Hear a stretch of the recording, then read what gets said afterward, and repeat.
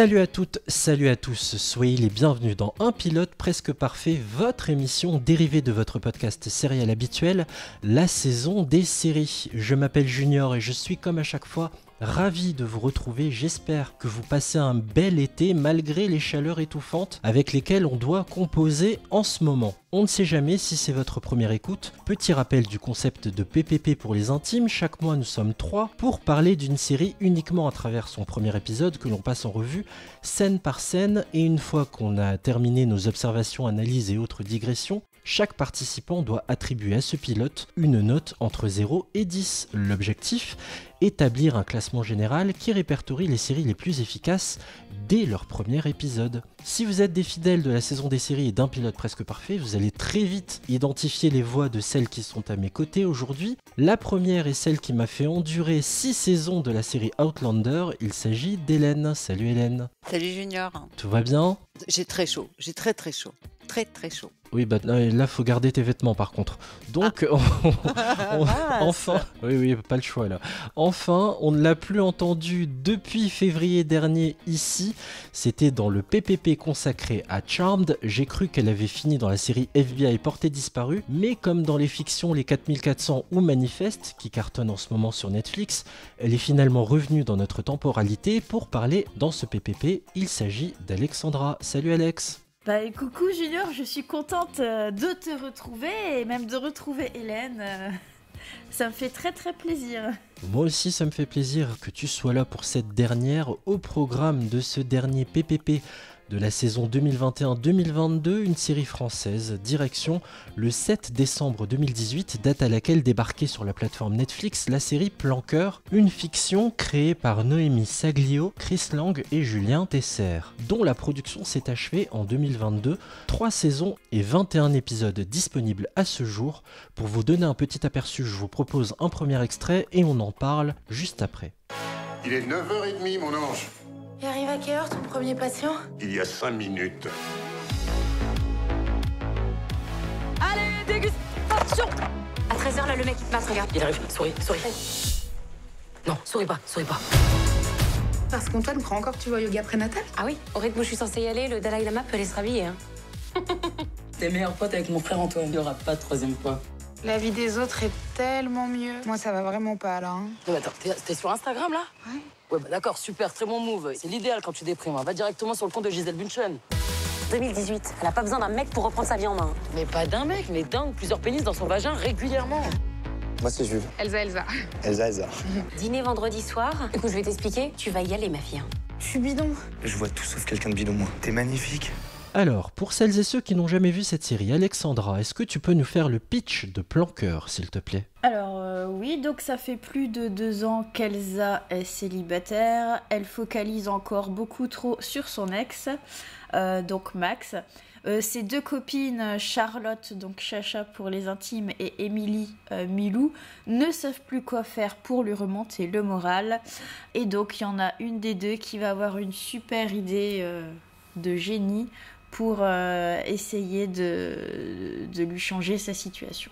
Au casting, Zita Enro, Sabrina Ouazani, Marc Ruckman, Guillaume Labbé, Tom Dingler, Yvan Nobron et Cyrus Chaidi. Tu voulais me dire quelque chose sur ce casting, Alex ? Oui, par exemple, Zita Enro, César du meilleur espoir féminin en 2016 avec Fatima. Sabrina Ouazani, on l'a vu dans L'Esquive et La graine et le mulet d'Abdelatif Keshish, que moi j'adore, c'est un de mes réas préférés, toi-même tu sais. Et enfin, et ça c'est toi qui me l'avais dit je crois, pour Joséphine Draille, c'est elle qu'on voit dans la pub Midas dernièrement, celle qui s'enlève la peau des fesses et qui les met sur le comptoir. Ça c'est de la référence. Et attention, j'ai une autre référence, vous êtes pas prêts. Alors en fait, Joséphine Draille, c'est elle qui a inspiré la chanson Oser Joséphine, parce qu'elle est la fille du batteur d'Alain Bachung, figurez-vous. Voilà. Non. Si. Ouais, je connaissais cette histoire, c'est mignon, hein. C'était pour saluer l'arrivée de la naissance de Joséphine Draille à cette époque-là. Je savais pas, tu vois. C'est trop mignon. Mais carrément. C'était la story Mimi de l'émission. Là, on va basculer dans une émission beaucoup moins classe dans tout ce qui Oui, va suivre. on a fini avec le mignon, là. Ça y est, c'est fait. Avant d'entrer de plein pied dans le pilote de Plan Cœur, question traditionnelle. Hélène, quand est-ce que tu as découvert Plan Cœur et qu'est-ce que cette série représente pour toi ? Alors moi, j'ai découvert Plan Cœur à sa sortie, donc en 2018. Je pense que c'était au printemps, il me semble. En plein mois de décembre, près de Noël. Mais écoute, alors je l'ai découverte à sa sortie puisque ça venait de sortir, mais je sais pas, je me voyais plus au printemps parce que c'est peut-être parce que c'est une série justement très fraîche et que tu vois, ça m'a donné une envie, enfin une impression de printemps en plein mois de décembre. Ça résume bien l'idée de la série. Alors je suis pas du tout série française, mais celle-là vraiment, je l'adore.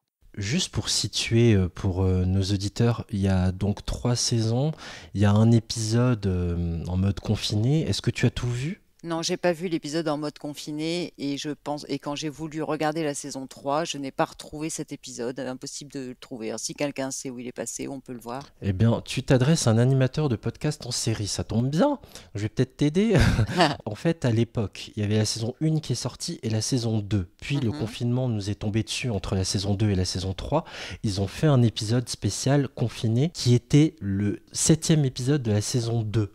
La saison 2 n'en comporte que 6 et ils l'ont rajouté derrière. Ah, ok. Sauf que des gens comme toi, Hélène, ne le retrouvaient pas.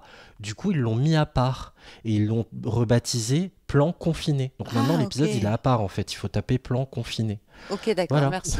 Mon sauveur, Junior, mon sauveur. Le voilà sur son cheval blanc, il m'a retrouvé le Plan Confiné. Et du coup, Alex, Plan Cœur, qu'est-ce que cette série représente pour toi ? Ah bah c'est un peu comme Hélène, j'ai découvert ça certainement pendant les vacances de Noël. C'était un truc assez frais, comique, ça se regarde quoi, ça se regarde sans se prendre la tête et j'ai été suffisamment motivée pour voir toute la première saison. Bon, c'est déjà un bon début. Pareil, c'est une série que j'ai découvert grâce au bouche à oreille des collègues à l'époque qui en disaient du bien. Et vous savez, on attendait tous à ce moment-là une série française de bonne facture. On s'était tapé Marseille avec Depardieu et Magimel, c'était catastrophique.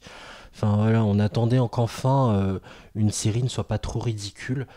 Et bien sûr, elle a été descendue par la critique, parce qu'au niveau des dialogues, ça vole pas haut, on va y revenir. Mais elle est sympathique, elle est sympa, elle se mate facilement, elle fait sourire. Pour se remettre du réveillon de Noël et du Nouvel An, ça tombait parfaitement. Donc voilà, c'est une série qui se regarde sans déplaisir, sans pour autant la classer parmi les meilleures séries Netflix, qu'elles soient françaises ou internationales, bien sûr. Mais ça se regarde en effet. Je confirme ce que vous dites, mesdames.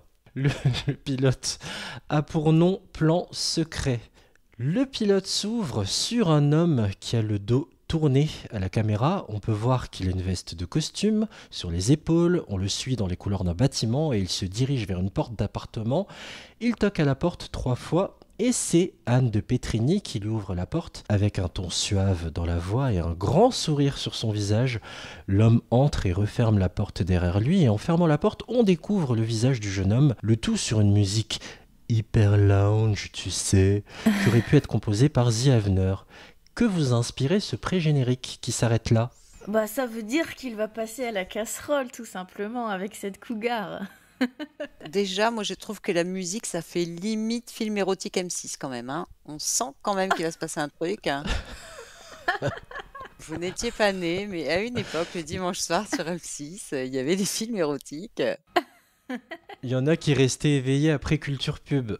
Ouais, c'est possible. Et donc moi j'ai tout de suite compris qu'il venait pas là par hasard. Et par contre, il va passer à la casserole. J'ai pas trop vécu ça comme ça. Moi je me suis plus dit, il se force quand même parce qu'elle ouvre la porte de sa chambre dans le fond, on voit son lit. Et quand il ferme la porte, il a l'air de se dire, ah là là, allez c'est la dernière. C'est vrai qu'il a l'air un peu dépité quand même. Complètement. Et c'est une scène qui est courte, même si elle est en plan séquence. Et je trouve que la brièveté de ce pré-générique est à l'image de tout ce qui va suivre dans les scènes post-génériques. On va y revenir, mais d'abord, je vous propose d'écouter le générique très court lui aussi de Plan Cœur.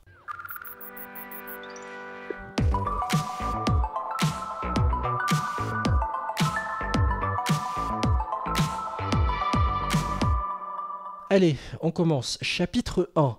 Putain, je suis à la bourre pour aller bosser.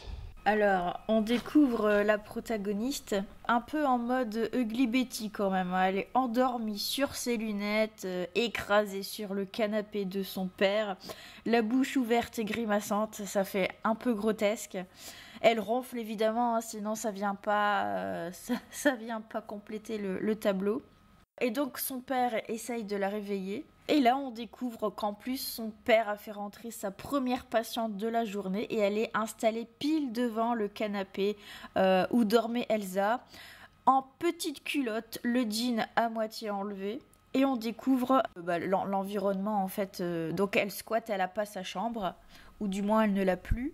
Et l'appartement est très grand, c'est assez spacieux, c'est pas dégueu du tout, c'est un bel appartement parisien. Et en gros, on voit qu'elle elle prend ses affaires dans des cartons et elle dit qu'elle en a marre justement de vivre avec ces cartons. Voilà. Elle a une jolie petite culotte fleurie, en effet. Oh, Junior, t'as encore maté, incorrigible. Moi, jamais. Je ne regarde que le scénario, tu le sais bien. Cette scène, moi je l'ai trouvée plutôt sympa, marrante. On dépeint une héroïne pas franchement glam, pas franchement à son avantage. Bon, clairement, on a poussé un peu les potards hein, sur le côté maladroit, à l'ouest, déphasé de sa soirée de la veille. Bon, pourquoi pas. Juste une petite info pour vous. J'aime bien avoir une pensée pour ceux qui ne sont plus là. Et le papa d'Elsa, qu'elle appelle Papou, dans la série, Jean-Michel Martial, c'était un acteur qui nous a quittés en 2019 et qu'on avait pu voir dans les séries Profilage, donc petite pensée pour lui. Cette scène, elle t'a inspiré quoi, Hélène ? Bah écoute, on est vraiment dans le cliché, je trouve, le cliché de la nana qui a aucun charisme, qui squatte. C'est vraiment le cliché, elle est grotesque, comme tu l'as dit, Alexandra, c'est le terme exact. Bon, on comprend tout de suite que il y aura transformation parce que c'est pas possible, elle peut pas rester comme ça. Enfin, moi, je l'ai vécu cette scène la première fois, je me suis dit, c'est pas possible, c'est trop exagéré. Enfin, vraiment des choses, on appuie vraiment sur le T'es en grotesque. train de dire que le vilain petit canard va se transformer en cygne à un moment donné ? Moi, c'est l'impression que j'ai eue. Alex, une chose à ajouter là-dessus ? C'est exactement ça, puisque moi, ça m'a fait penser directement à Ugly Betty, parce qu'elle avait la même dégaine. Puis, moi, il y a un truc qui me saoule, hein, c'est les filles à lunettes. Pourquoi toujours des filles à lunettes pour les filles paumées, ringardes, un peu kitsch Ou moche ? Oui, ou carrément Parce que femme à moche. lunettes, Alexandra. Mais oui, Parce que suis-je femme à lunettes, bête écoute. Enfin. Et moi, je trouve que la suite est logique, du coup. Tu mets le doigt sur vraiment quelque chose de vrai, quoi. On repense à Ugly Betty, le destin de Lisa, la série allemande à l'époque. Pareil, à chaque fois, il faut les affubler de lunettes pour dire automatiquement « elle est moche ». Mais oui, et puis après, tu vas lui enlever ses lunettes, tu vas lui mettre des lentilles, et puis, ouh, en fait, c'est une nana canon. On l'avait pas vu venir, tiens. Super original, heureusement qu'on a cassé un peu tout ça. Oui, donc ensuite, elle court au taf, donc elle sort de chez son père, elle court, elle prend le métro, elle salue Victor le SDF, et là moi ça m'a fait penser un peu à Amélie Poulain, mais Amélie Poulain beaucoup moins esthétique, on est d'accord. Et elle arrive à la mairie, qu'elle traverse donc les longs couloirs, les longs escaliers avec des tapis, etc. Et puis après, elle atterrit dans des couloirs qui sont beaucoup moins spacieux, moins glamour. Et en fait, elle atterrit au final dans un bureau tout pourri qu'elle partage avec sa collègue et qui se trouve dans une espèce de sous-sol carrément. Ça serait apparemment un service proche du service au logement, puisque quand elle arrive, sa collègue qui est au téléphone renseigne quelqu'un sur les logements sociaux. Donc voilà. Salut Chantal. 6 ans. Oui, je comprends. Pour un logement social, il y a beaucoup de paperasse, mais vous avez la possibilité éventuelle... Allô? Salut, toi. Salut. T'as une de ces têtes.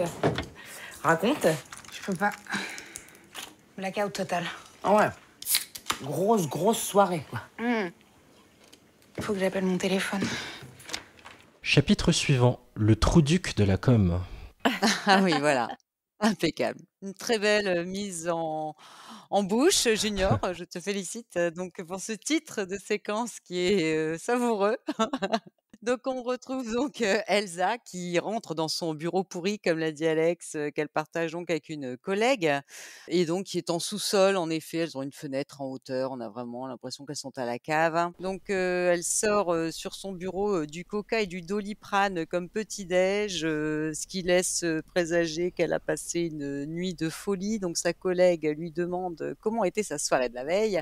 Et là, Elsa qui lui répond c'est le blackout total. Elle est incapable de raconter ce qu'elle a fait dans la nuit. Donc en plus, elle a perdu son téléphone puisque elle est en retard. Elle était en retard à la base parce que son téléphone n'avait pas sonné et voilà. Tout à coup, un homme tape au carreau de leur petite cave, on va dire, de leur petit bureau, et la collègue d'Elsa commente cette interruption de leur discussion par déjà l'heure du trou-duc de la com. On sait tout de suite qu'on va avoir droit à un personnage pas forcément très apprécié, ou en tout cas il a des antécédents, il a du passif. Et Elsa va donc ouvrir la fenêtre, elle lui ouvre tout simplement pour lui dire bonjour et il lui répond ça y est, ça va mieux. Et là, il lui montre des SMS qu'elle lui a envoyés la veille au soir, qui éclairent un peu son trou noir. Donc à 23h05, tu m'as envoyé ça, 23h10, ça. Et en fait, dans les SMS, elle lui reprochait visiblement d'être partie de la soirée avec une autre femme. C'est une qui lui a piqué son mec, c'est une enfin bref, elle se fait insulter copieusement, la dame qui s'appelle Gaïa. Maya ou Gaïa, je sais plus. Oui, Gaïa. Gaïa. Gaïa la pute, Gaïa la salope. On peut dire des gros mots dans le podcast. Bon, d'accord. Bravo, Alors, c'est bon. bravo. Ah, c'est bon là. On peut dire des gros Ne mots. m'en voulez pas, ce sont les scénaristes qui ont écrit ça. Je ne fais que retranscrire. Je suis toujours la dernière au courant de quand on peut dire des gros mots. Donc voilà. On comprend donc que ce jeune homme, Max, qui est sur le pas de la fenêtre, c'est bizarre, mais voilà, est l'ex de Elsa, qui l'a quitté pour une autre femme et que Elsa est très en colère et n'arrive pas à s'en remettre visiblement. D'ailleurs, son dernier SMS est complètement foireux puisqu'elle lui a envoyé, et ça, elle ne le savait pas, suce-toi demain. Donc Max l'interpelle en lui disant attends, regarde, le dernier SMS, c'est quand même suce-toi demain. Et là, attitude décomposée d'Elsa qui ne comprend rien, elle a blackout quoi. Et finalement, ce fameux SMS totalement délirant, suce-toi demain, lui rafraîchit la mémoire et donc elle est toute gênée et se rappelle sa soirée. C'est important, je trouve, de dénoncer les termes un peu crus de la série parce que, et c'est là où elle a pris cher évidemment, parfois, vous vous doutez bien que certains critiques un peu pédants, un peu prout-prout, ont trouvé ça directement vulgaire. Je sais pas si elle est vulgaire la série, grossière sûrement, vulgaire je suis pas sûr. Mais voilà, le côté brut de décoffrage et la crudité des mots employés dans la série est importante parce que vraiment, c'est tout du long que c'est comme ça en fait. C'est trash. Mais on a fait pire en termes de trash, non, en PPP. Non, plutôt en saison des séries. Enfin, on s'est attaqué à des séries un peu encore plus portées sur la chose, dirais-je. Bien sûr, avec des Sex and the City, rien que Sex and the City, c'est encore un peu plus trash, mais disons que, voilà, dès qu'on utilise des mots crus à longueur de réplique, on est vite catalogué, ça vous le savez. Oui, et puis on avait fait Sex Education quand même en junior. Ah oui, c'était un carnage, Sex Education aussi, ça y va, oui. Vous avez remarqué à la fin de cette scène qu'il y a eu ce qu'on appelle le split screen, donc l'écran partagé, juste avant le passage en flashback, et encore une fois, on a quelque chose de très clippé, monté comme un clip au niveau visuel, quoi. Hélène, Alex, est-ce que vous avez quelque chose à ajouter sur cette scène ? Oui, moi j'ai trouvé ça quand même complètement contradictoire avec l'image qu'on nous donnait d'Elsa jusque ce moment-là. Parce que bon, on montre une nana un peu cruche, un peu maladroite, un peu voilà quoi, nounouille, qui a pas l'air de pouvoir faire de mal à une mouche, et on se rend compte que dans la nuit, elle a quand même été très trash. Suce-toi demain, ça fait pas la fille timide quand même, hein. On a compris tout de suite qu'elle avait deux facettes. Enfin, pour moi, je pense que ça m'a donné cette idée que cette fille, elle cachait quelque chose, quoi. Elle n'était pas exactement comme on la voyait. Elle n'est pas aussi réservée qu'on le pense. Chapitre suivant, chauffer son ex par SMS. Elsa est sur le point d'envoyer un SMS en mode « Je te suce demain » quand débarquent ses deux copines qui sont là pour l'empêcher de faire une connerie. On lui retire le portable des mains. Première fois qu'on rencontre les copines d'Elsa, l'une est blonde, enceinte jusqu'au cou, elle s'appelle Milou, Émilie si vous préférez, et l'autre est une petite brune aux cheveux bouclés, Charlotte, dite Chacha. Plan suivant, Émilie emmène Elsa danser, un mec mate dans leur direction, et Émilie dit « Non mais Elsa, c'est toi qui mates, hein, c'est pas moi, je suis enceinte jusqu'à la glotte, meuf, c'est pas la peine, enfin c'est pas possible qu'il soit tiré par moi, à part si c'est un pervers ou un gynéco. » Sauf que c'est bien Émilie que le mec drague et Elsa, totalement bourré, casse le délire du gars en le traitant de gros pervers, et en faisant des grimaces cheloues. Dans la scène suivante, le mec d'Émilie, Antoine et son pote Mathieu, donc Mathieu c'est Tom Dingler, le fils de Cookie Dingler. Je sais plus ce qu'il chantait ce mec-là. Je pense qu'Hélène va trouver. Ne la laisse pas tomber. Ah voilà. Elle est si fragile. C'est pas ça? Si, c'est ça. C'est de la référence. Hein. Et le pire, c'est qu'il joue pas très bien. Il est plus beau que son père, il n'y avait pas de difficulté. On apprend que l'ex d'Elsa va se marier et que les deux potes que je viens de vous présenter, Antoine et Mathieu, vont être les témoins alors qu'Elsa n'est toujours pas remise de sa séparation avec Max qui s'est déroulée 2 ans plus tôt. Pendant ce temps-là, Elsa part en vrille en mode vive la France sur la piste. Bref, j'ai noté scène marrante et sympa qui fait oublier les tracas d'Elsa. Qu'avez-vous retenu ? Bah c'est cliché quand même. Ça veut dire qu'une nana, quand c'est triste, c'est bourré. Quand c'est triste, c'est bourré. Ça va sur le dance floor, ça se fait remarquer. Enfin, ça se donne en spectacle et puis ça fait pitié, quoi. Ouais, moi j'ai trouvé ça vraiment beaucoup trop stéréotypé. Tu partages cette opinion, Hélène ? Oui, tout en... Par contre, j'ai trouvé que la scène était drôle quand même au départ quand elle dit je suis enceinte jusqu'à la glotte et que le gars vient la draguer. Et là, on voit à nouveau une personnalité différente pour Elsa elle est en mode quand même agressive. Donc, au contraire, moi, j'ai trouvé que ça permettait de montrer ses différentes facettes. Alors, le côté désespéré qui boit, mais en même temps, honnêtement, clairement, même les hommes, hein, ils sont dépeints comme ça quand ils sont désespérés, qu'ils viennent se faire larguer. Qu'est-ce qui se Bien passe? sûr. Ils vont en virer avec leurs potes, ils sont bourrés, hein, comme les femmes. Donc, j'ai pas vu le côté sexiste, moi. On boit pour oublier, hein. Ça c'est le même combat, hein, homme ou femme. Ouais, voilà. Et un mec qui a bu pour oublier, on le voit pareil dans les scènes. En général, il danse comme un fou à faire n'importe quoi sur la piste aussi. Donc, enfin, je sais pas, moi je l'ai pas vu comme ça, mais Oui, non, non, c'est pas. Alors, c'est pas. J'y ai pas vu quelque chose de sexiste. J'ai vu. En gros, on est célib, on subit un célibat et du coup, on doit picoler chaque week-end et puis se faire remarquer et passer pour le boulet, pardon. Le boulet célib et bourré de la soirée avec les Ah potes à oui. chaque fois. Enfin, moi, j'ai vu ça en fait. Et qui ennuie ses potes à longueur de soirée en train de parler de son Voilà, ex. c'est le pote qu'on doit toujours raccompagner chez lui parce qu'il est inconscient et du coup, il faut s'assurer qu'il rentre bien. Et là, ça c'est va du être le vécu, cas. ça. C'est du vécu, Alex. On sent que t'as un pote comme ça, bourré régulièrement, qui subit son célibat et que tu dois Tu raccompagner. as des choses à confier, Alex? Non, mais Vas-y, fais-toi enfin, du bien, parle-nous, parle-nous. non, mais on a tous eu au moins une fois ça dans. Mais c'est pas forcément un pote, des fois ça peut être un collègue. Hashtag les dernières soirées que j'ai pu passer puisqu'on est en fin d'année scolaire. Oh, elle Ouais, lâche tout ce dossier, ça y est. ouais, ça balance, Putain, ça le balance. dossier, ça balance. Pour rappel, Alexandra est prof. Hein. Ouais, bah tu vas pas dire où et tu Mm. vas pas dire de quoi, tu vas rien Alors dire. l'adresse c'est... Elle est prof de yoga. Oh. Elsa, t'es une fille super. Genre, t'es intelligente, t'es belle. Mais t'es un vrai boulet. Non, mais sérieux, il faut que t'arrêtes, ok? Moi, j'ai été compréhensif. Mais même Gaïa, elle a été Non, mais compréhensive. non. Elsa, juste, on s'est suffisamment aimé pour pas tout gâcher. Tu crois pas? Bonne journée.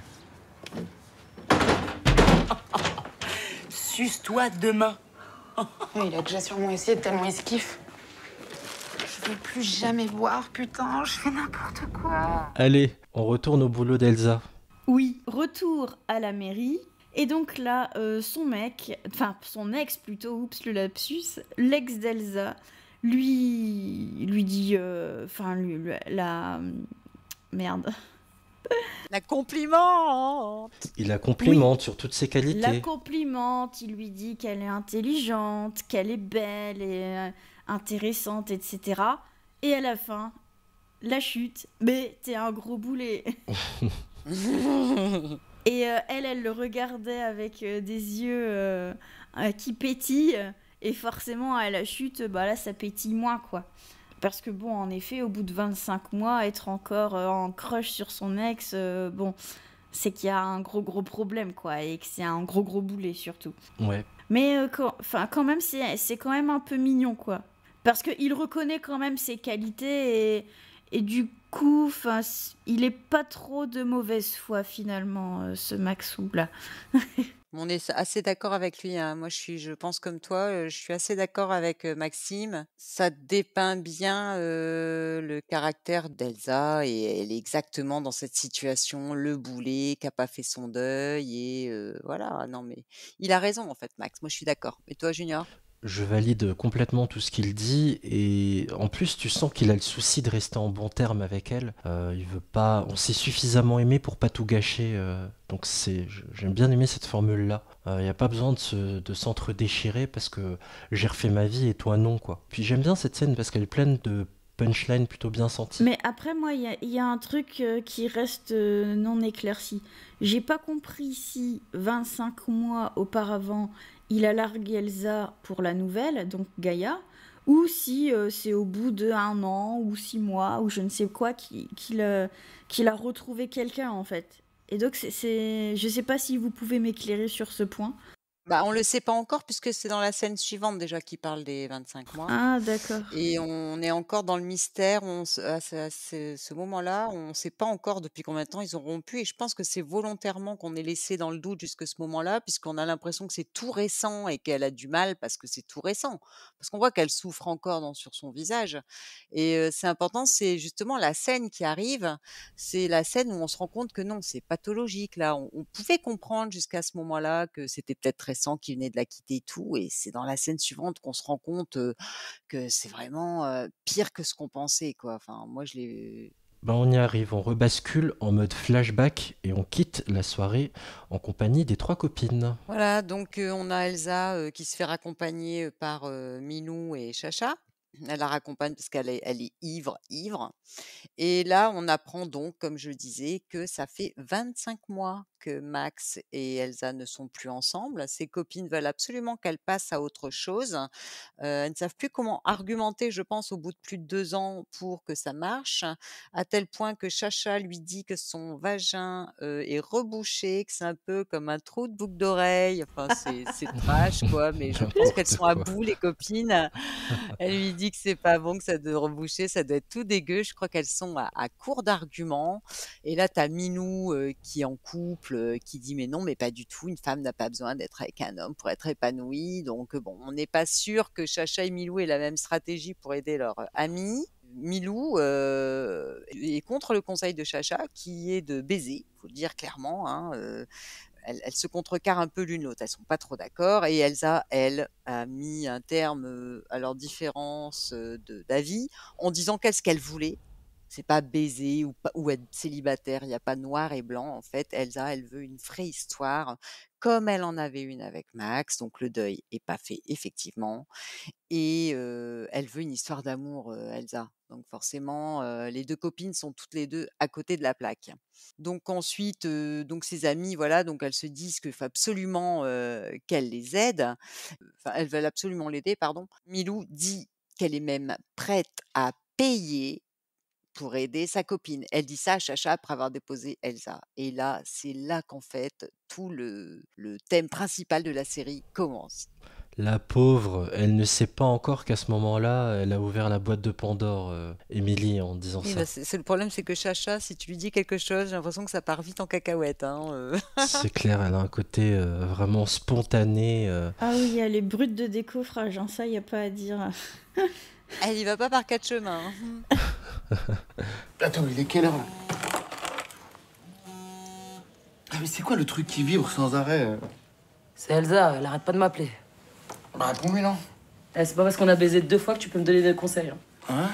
Et si on le fait une 3e fois? Il y aura pas de 3e fois. T'habites à Londres et t'es meilleur pote avec mon frère Antoine. Oh putain, tiens, bah c'est lui qui rentre. Tu vas bien galérer pour sortir, hein. Va falloir t'attendre qu'il dorme. Ou alors tu passes par le toit. Par le toit? Bah ouais. Mais t'as fait comment hier pour venir me voir? Allez. Remets-toi en mode furtif.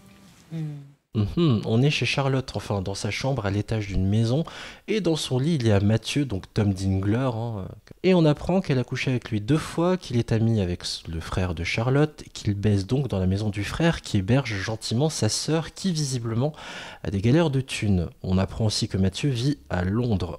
Comme le frérot de Chacha est dans la maison, il va falloir partir en mode furtif. Au rez-de-chaussée, on a le frère de Charlotte, donc Antoine. Émilie va au boulot. Son mec, lui, rentre du boulot, il va dormir, il a clairement la flemme de faire le ménage. Il se dit pourtant, allez mec, sois fort. Et là, poum, il s'effondre sur le lit.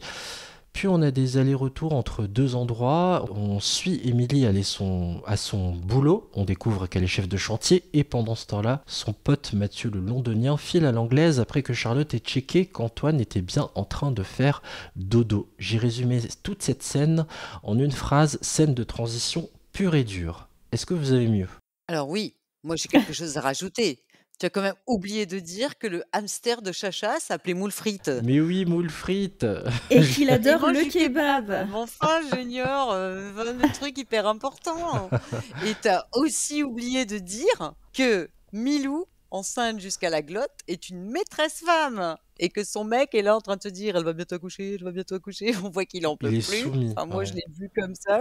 Et qu'elle lui fait croire qu'elle est en congé mater, alors qu'en fait, elle continue à aller bosser et que ses employés l'appellent bonjour patron. Donc, ça veut vraiment, Milou, c'est un dragon. Est-ce que tu es en train de nous dépeindre dans cette série un côté féministe, quelque part? Le fait de dire, regarde, c'est une femme indépendante qui tient son mec. Bon, non. Non, puisque juste avant, on a quand même Max qui a dit à Elsa que c'était un boulet, qu'elle était belle, intelligente, mais que c'était un boulet. Et là, on a Milou qui dit à son mec, tiens, je t'ai fait une liste de tout ce que tu as à faire. Je vais au yoga prénatal, alors que c'est même pas vrai, elle va bosser. C'est un peu elle qui porte la culotte, qu'on a l'impression dans le couple, voilà, que c'est juste un transfert des clichés habituels, au lieu que ce soit le mec qui dise je vais bosser, puis en fait il va au foot avec ses potes. C'est elle qui dit je vais au yoga et qui va bosser.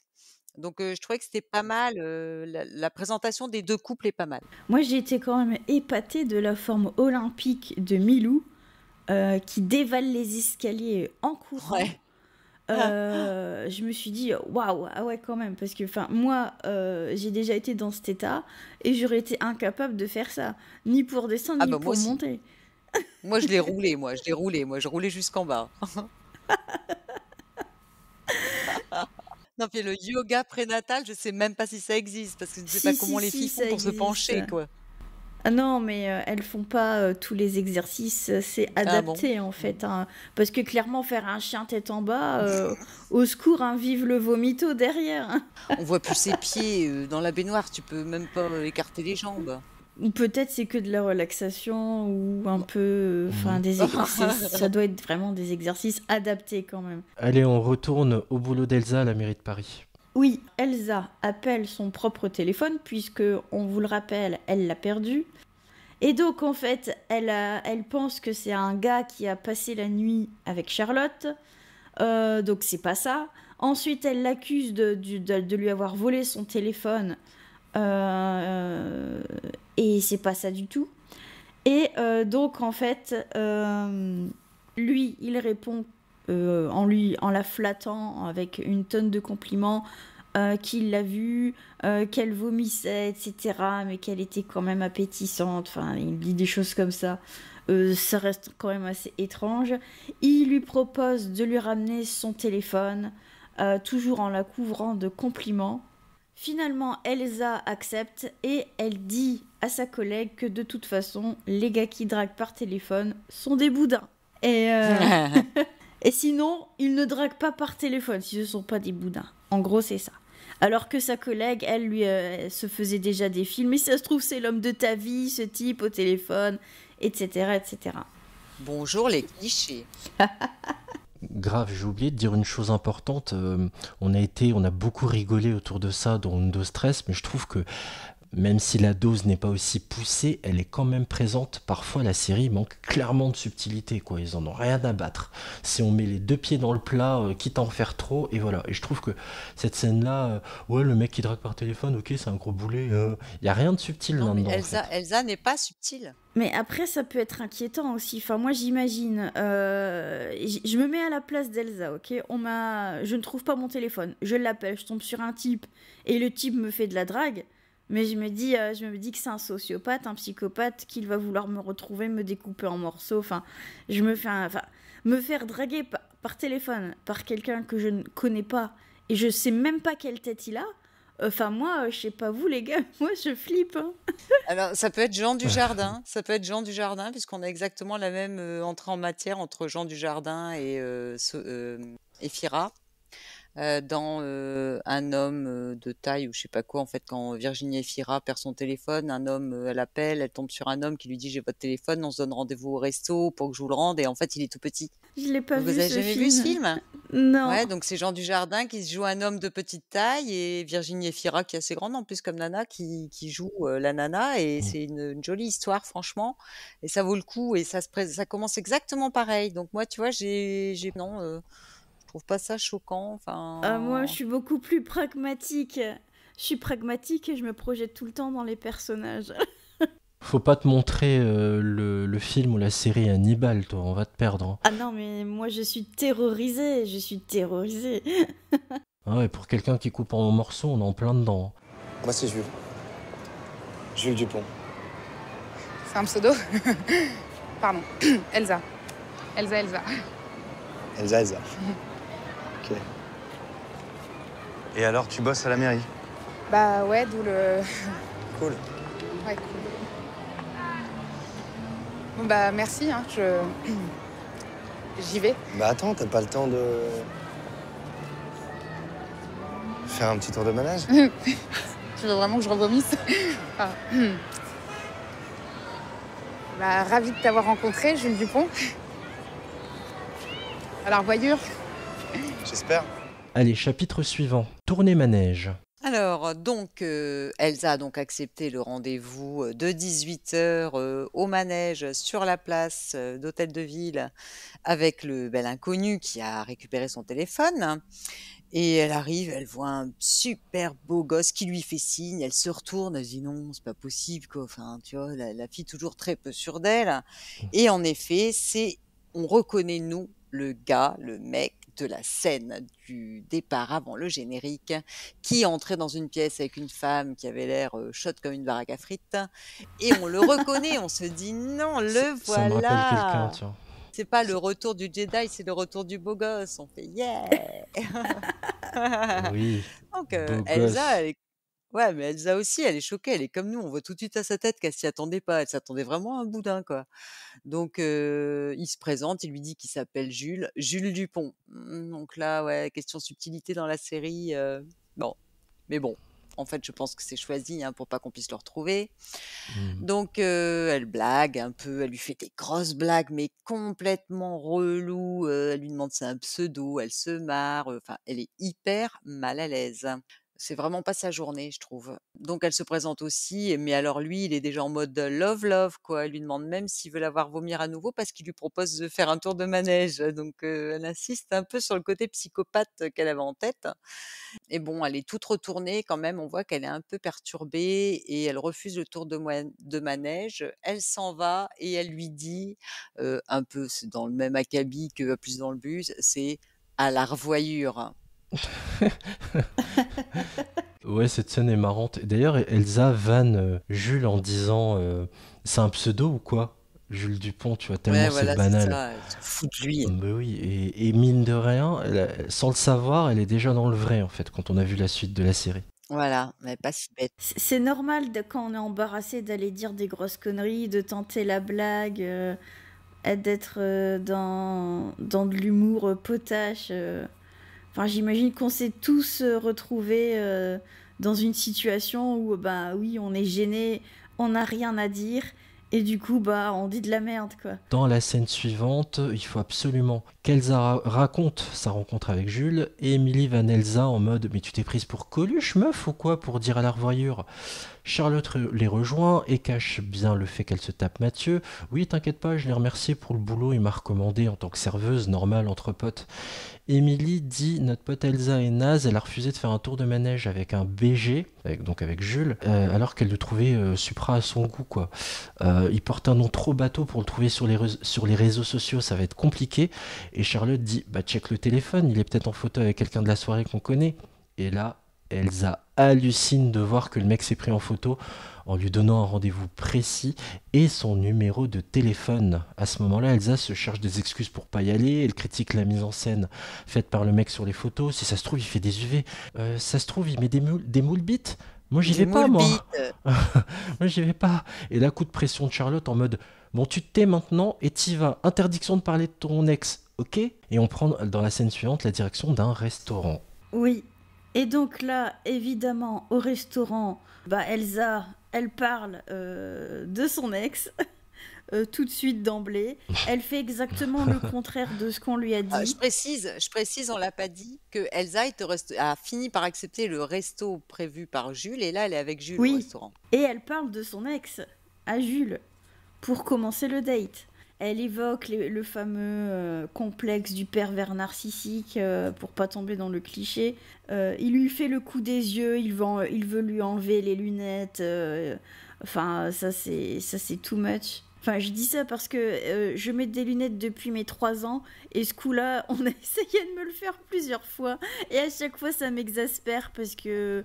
Enfin, les lunettes, c'est comme un membre de mon corps, quoi. Tu t'y touches pas et puis tu m'enlèves pas ça comme ça. Enfin, et donc, moi, j'ai trouvé ça... C'est un peu comme ta culotte, quoi, Alex. Non, quand même pas, mais merde, c'est comme si... Bah si, parce que quand on te les enlève, t'as l'impression qu'on casse ton intimité, qu'on franchit la barrière. Ouais, mais c'est comme si on me touche les cheveux comme ça, sans raison. Enfin, mes lunettes, c'est moi, quoi. On commande ? Ouf, je meurs de faim. L'addition, mon Jules ? Eh non, on va grignoter.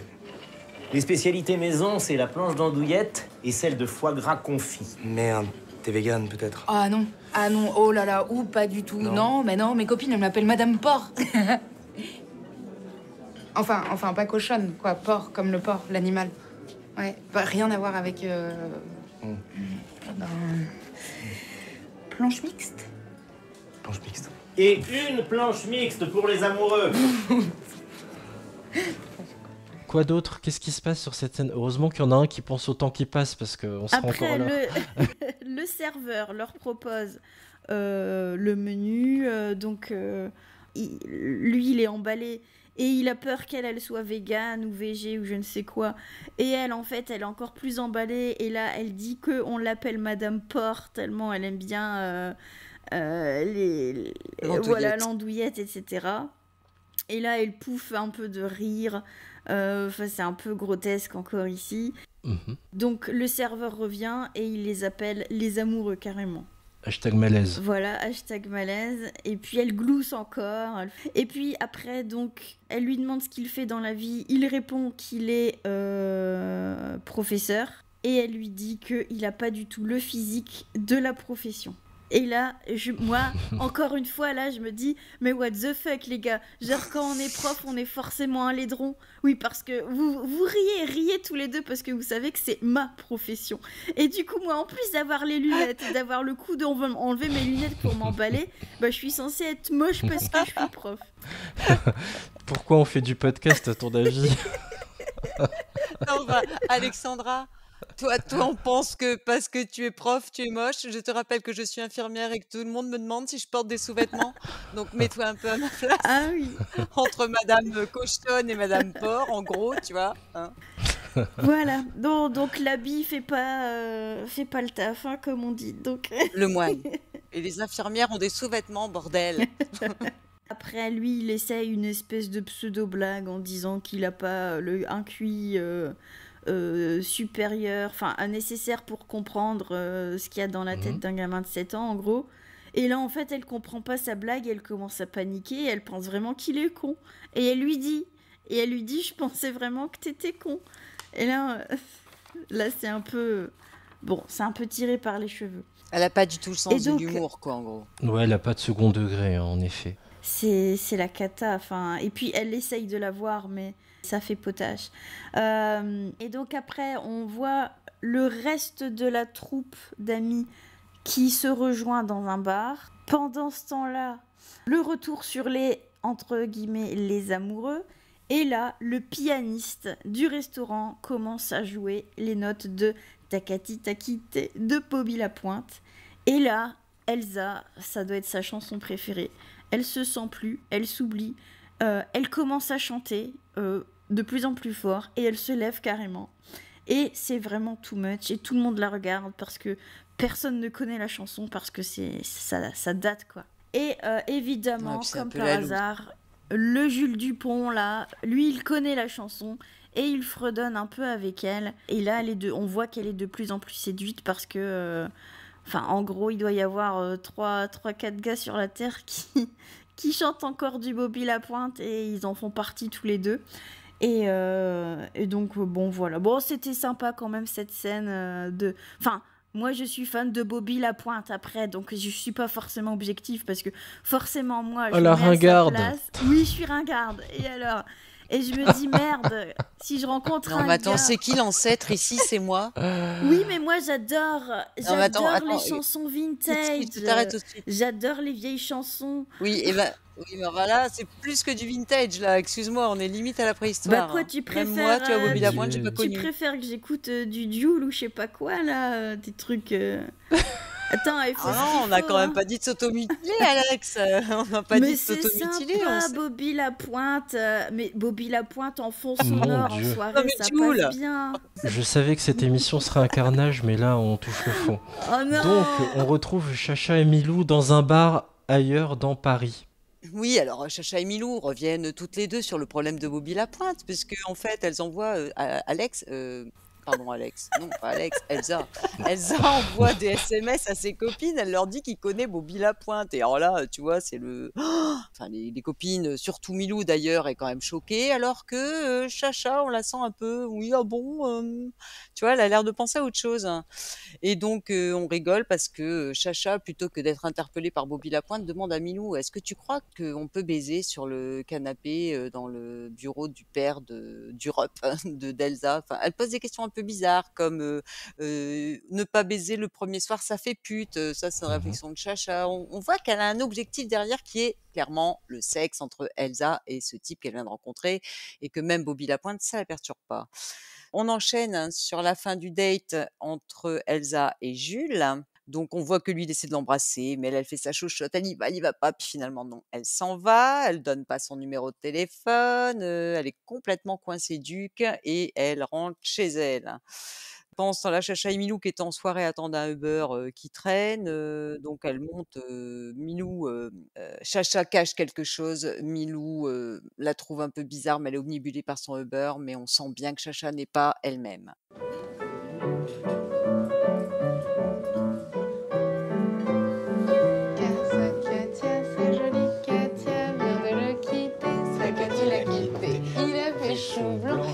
Duc avec ses trucs, ses astuces, ses rises de rue. Ce blanc, ma tactique était toc, dit Igor qui s'endort, fibre mort au comptoir du bar. Un russe blanc qui est noir, quel bizarre hasard se marre, les fêtards pailleurs du bar. Car encore Igor il dort, mais près de son oreille, merveilleux réveil vermeil, lui prodigue des conseils pendant son sommeil. Tic-tac, tic-tac, tacati taquité, tic-tac, tic-tac, tacati taquité, tic-tac, tic-tac. Non mais c'est fou, tu connais cette chanson? Ouais. Non mais j'adore Bobby Lapointe. Je savais pas. J'aime beaucoup justement, après la série est écrite comme elle est, hein, mais plus on avance dans l'épisode, plus on sent que ce que va dire Chacha, Charlotte, est orienté en fait. Aucune question n'est posée au hasard, tout est orienté en fait. Et ça c'est plutôt malin dans l'écriture du scénario. Puis elle fume, elle enchaîne clope sur clope, on sent bien qu'elle est pas à l'aise, parce que l'autre lui dit mais tu m'emmerdes avec tes clopes là, et on sent bien que Chacha elle cache quelque chose et qu'elle est pas normale et qu'elle pose des questions un peu bizarres. On est toujours en pleine nuit, Jules arrive devant l'entrée de son bâtiment et tombe sur un pote à lui au téléphone qui discute avec la mère de Jules. Et Jules s'étonne, tu vois, il se dit ma mère veut pas me parler. Et puis son pote, lui, s'étonne qu'il rentre aussitôt. Tu devais pas être au boulot, toi, dis donc. Et en fait, pour la petite histoire, parce qu'on a vu la suite de la série, en fait, c'est son coloc. D'ailleurs, j'ai pas son prénom, mais peu importe, on s'en fiche, on le voit 2 secondes dans le pilote. On retourne dans le Uber, chapitre final. On est posé sur la banquette arrière du Uber. Émilie, s'interroge beaucoup sur le fait qu'Elsa n'attire personne depuis 2 ans. Et là, bim, elle rencontre un gars qui coche toutes les cases. C'est un peu trop beau pour être vrai, non ? Toi, tu me caches un truc, Charlotte. Tu fais ta tête de fouine, là. Allez, balance. Et Charlotte, là, elle commence à... Elle a le regard fuyant d'abord et après, elle dit, bon... Allez, j'avoue, tu m'as inspiré un coup de génie. Tu te souviens quand tu m'as dit que t'étais prête à payer pour qu'Elsa reprenne confiance en elle ? Eh ben, Jules, c'est une pute. Enfin, c'est un pute. Il est là pour la baiser. Enfin, la sauver. C'est un pute. Et voilà. Et pour moi, c'est vraiment la trouvaille de ce pilote d'utiliser le mot pute pour un homme. Mesdames, ça vous a inspiré quoi, ce final ? Ouais, ça, c'était trop moi, marrant, je le dis maintenant. Moi, je le dis maintenant, un pute. Ah ouais. Dans ta vie... C'est passé dans mon langage courant. Dans ta vie quotidienne, tu dis un pute, toi. Pas quotidienne, mais hebdomadaire. Ah, ça veut dire, Hélène, que chaque semaine, tu rencontres un pute, au moins. J'entends parler d'un pute, ou je me rappelle un pute, ou... Ouais, j'ai des copines qui rencontrent des putes, un pute, j'ai croisé un pute, voilà.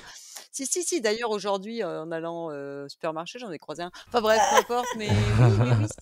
Mais c'est génial, plutôt que de dire un gigolo, quelqu'un qui se prostitue, Ah non, mais tu vois, de gigolo, mettre c'est des euphémismes. Mais ouais, mais gigolo, moi, je trouve ça trop mignon, que un pute, c'est carrément mieux. Et depuis cette série, j'utilise ce mot pour parler des mecs qui essaient de profiter des nanas et tout. J'appelle un pute, quoi.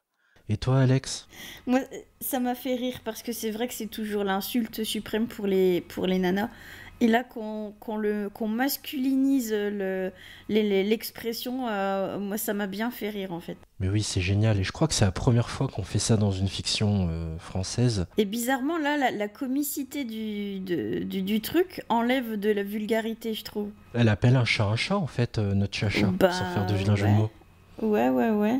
Ah non, mais c'est mieux, elle a raison. Donc tu vois, c'est pas du tout, c'est pas vraiment féministe. Moi, je trouve que c'est un truc qui remet un peu les pendules à l'heure et tout le monde au même niveau, puisque voilà, t'as plusieurs fois, Junior, t'as évoqué le principe de est-ce que c'est du féminisme, non, je trouve qu'ils mettent un peu tout le monde.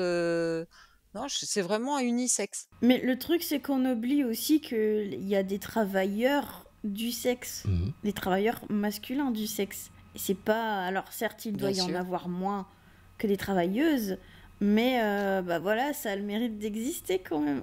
Complètement. D'ailleurs, est-ce que quelqu'un a noté le nom de l'appli ?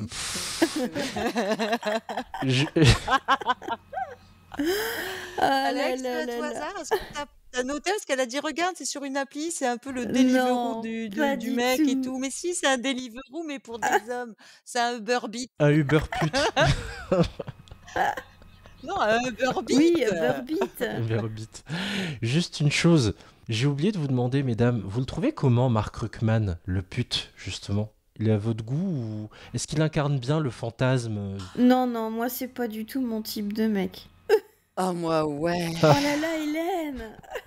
C'était la même voix suave que Anne de Petrini dans le pré-générique. La même voix sensuelle. C'est moi, j'ai fait le doublage. Ah ouais, moi je dirais bien rentrer. C'est sur le mot pute justement que s'achève le pilote de Planqueur. Tu m'as inspiré un coup de génie. À toi, un coup de génie. D'accord, tu me fais très peur là. Attends, tu te rappelles quand t'avais dit que t'étais prête à payer pour qu'Elsa reprenne confiance en elle ? Qu'est-ce que tu as fait ? C'est une pute. De qui parle-t-on ? Bah Jules, là, le mec, là, c'est une pute. Enfin, un pute. Je comprends pas. Il est là pour la sauver, enfin, pour la baiser. Dis-moi que tu rigoles. Non, dis-le-moi tout de suite. Tu rigoles, là ? Hein ? Tu rigoles, là ? Non, pourquoi ? Non, mais attends, le mec, c'est pas un pute, hein. Ah non, c'est un pute plus, hein. Voire plus. Juste une question très rapidement, s'il vous plaît, mesdames, soyez très concises. Toutes les deux, vous n'avez pas vu la saison 3 de Planqueur ? Moi, j'ai commencé à la regarder, il me semble. La saison 2, j'étais déjà moins emballée et je crois que du coup, en cherchant l'épisode dont tu me parlais au début, là, je suis pas sûre. Je crois que j'ai commencé à la regarder, mais j'ai pas vu. Non, je crois que j'ai essayé de la regarder et qu'en fait, j'ai trouvé ça insupportable. La suite m'avait paru beaucoup trop décalée et que je retrouvais plus la même énergie que la saison 1, ni le même thème finalement. Enfin, c'est comme si on redémarrait sur toute autre chose et limite, je vois même plus le lien, quoi. Et il y a plus d'intérêt. Et puis en plus, c'est devenu mauvais, en fait, voilà. Peut-être qu'il fallait s'arrêter à une saison, quoi, faire une mini-série. Parce qu'en plus, c'est ça, c'est quand même un format court. Les épisodes, il y en a que 8. Ils font à peu près 26 minutes chacun. Pour moi, c'est une mini-série, en fait, et ça devait s'arrêter là. Il faut bien préciser que c'est une rom-com, hein, Planqueur, comme son nom l'indique, et qu'à partir du moment où le pute, donc Jules et Elsa se mettent ensemble, ben, l'affaire est pliée.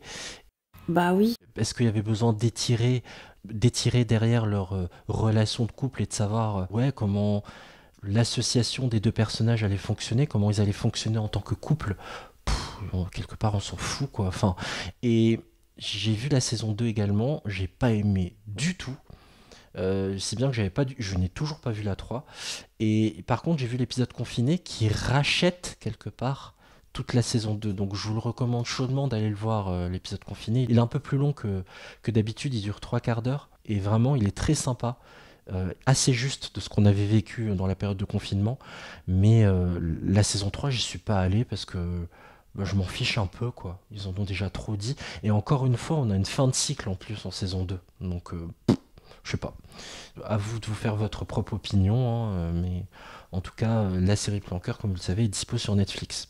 Mesdames, on en arrive à la phase de notation dans ce pilote presque parfait. Après tout ce qu'on a dit sur ce pilote de Planqueur, je vous écoute pour votre note et la justification de celle-ci, avec une appréciation globale concernant les forces et les faiblesses de ce pilote. Aujourd'hui, il n'y a pas d'invité. Et comme je n'ai jamais eu de coefficient 3 et que de toute façon c'est moi le patron, que je fais ce que je veux, bah je me l'attribue le coefficient 3.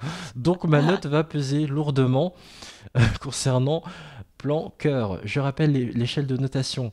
10 parfait, 9 exceptionnel, 8 très bon, 7 c'est un bon pilote, 6 satisfaisant, 5 moyen, 4 insuffisant, 3 mauvais, 2 très mauvais, 1 exécrable et 0 inadmissible. Pendant que je vais chercher le classement, je donne la parole à qui? Allez, Alex. Est-ce que tu peux nous dire quelle note tu donnes à ce pilote de Planqueur? Je pense... Je vais mettre la note de 6.